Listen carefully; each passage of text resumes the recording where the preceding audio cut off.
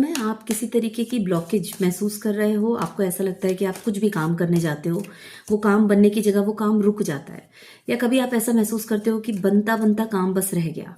ठीक है, थोड़ा सा कुछ ऐसा आपको उम्मीद पूरी होती थी कि आज आपका काम बन जाएगा, या ये वाला काम, पर्टिकुलर काम आपका हो जाना चाहिए था, लेकिन वहीं से वो कुछ ऐसी ब्लॉकेज क्रिएट होती है कि काम वहीं का वहीं ठप हो जाता है।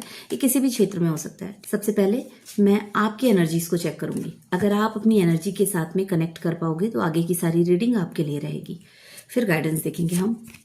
करंट सिचुएशन जो आपकी है, ये बहुत ज़्यादा जगल कर रहे हो आप।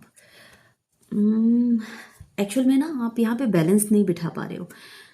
आप अगर एक क्षेत्र को सुधारने जाते हो, कहीं बैलेंस बिठाने जाते हो, चीज़ों को ठीक करने जाते हो, या तो आपके काम को लेकर के, आपके वर्क लाइफ को लेकर के, तो आपका रिश्ता खराब हो रहा है।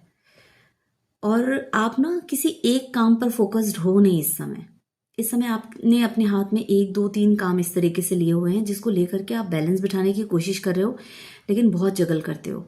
आपको सॉल्यूशन नहीं मिल पा रहा है और आपको ना तरीका भी समझ में नहीं आ रहा है। अब आप जब यहाँ पे आप देख पा रहे हो कि कोई एक क्षेत्र है जो कि ज़्यादा डाउन जा रहा है, आप उस तरफ मूव कर जाते हो। आप वहाँ की एनर्जीज को बैलेंस करने जाते हो और फिर आपको समझ में आता है कि जो छोड़ी हुई जगह थी वो भी डाउन जाने लगी है। ठीक है, अगर आपकी ये वाली एनर्जी है ना, आप समझ रहे होगे, जिस किसी के भी साथ ये एनर्जी कनेक्ट हो रही है आप समझ पा रहे होंगे। आगे की रीडिंग आपके लिए रहेगी। गाइडेंस चेक करेंगे कि क्या कुछ आपके लिए गाइडेंस आ रही है, क्या कुछ समझने की ज़रूरत है आपको। बहुत ज़्यादा हैंगमैन वाली सिचुएशन में हो आप ना सेल्फ डाउट में जाते हो। ये जो कन्फ्यूजन वाला स्टेज है ना आपका, कन्फ्यूजन तो आती है, आप जगल भी बहुत करते हो, उसके बाद ना थक हार करके आप बैठ जाते हो।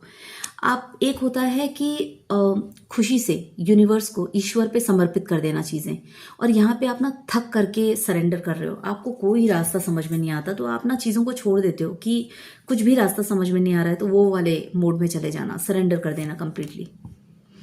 इमोशंस को बैलेंस करने की ज़रूरत है यहाँ पे। एक एक ऐसी पैशनेट एनर्जी के साथ आपको काम करने की ज़रूरत है जिसके साथ ना आप अपने आप के साथ भी हार्श ना हो। ठीक है, आपको खुद के साथ भी काम और कंपोज रहने की ज़रूरत है, थोड़ा सा अपने साथ भी कंपैशनेट रहने की ज़रूरत है। आपने कहीं ना पहले अपने आप के साथ में बहुत क्रूर रहे हो, बहुत हार्श रहे हो आप, और इस समय आपको कहा जा रहा है कि इस समय खुद आपको हीलिंग की ज़रूरत है। आगे की चीज़ें तभी ठीक होंगी जब आप अपने आप को हील कर पाओगे। ठीक है, तो इस एनर्जी से बाहर निकलना है तो खुद को हील करो। सबसे पहले अपने इमोशंस को प्रोसेस करो पूरी तरीके से। सप्रेस करने की जगह इसको प्रोसेस करने की ज़रूरत है।